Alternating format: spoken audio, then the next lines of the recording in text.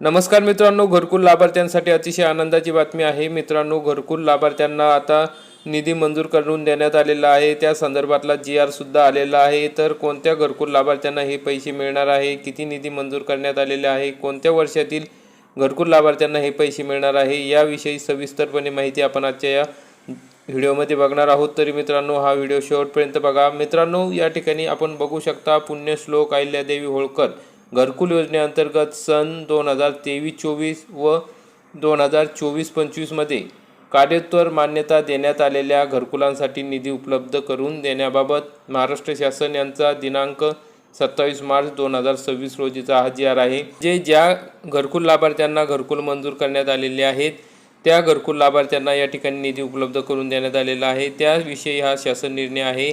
आपण बघू शकता पुण्यश्लोक अहिल्यादेवी होळकर घरकुल योजनेअंतर्गत सन 2023-24 व सन 2024-25 मध्ये संदर्भ क्रमांक 1 ते 11 येथील शासन निर्णयान्वये कार्योत्तर मान्यता देण्यात आलेल्या घरकुलांना खालील तक्त्यात नमूद केल्याप्रमाणे 18 कोटी इतका निधी वितरित करण्यास शासनाने मान्यता दिलेली आहे। म्हणजे अनेक लाभार्थ्यांचे हे जे मागील पैसे थकलेले होते, घरकुल मंजूर असून सुद्धा पैसे मिळत नव्हते, अशा सर्व लाभार्थ्यांना आता हे पैसे मिळणार आहे।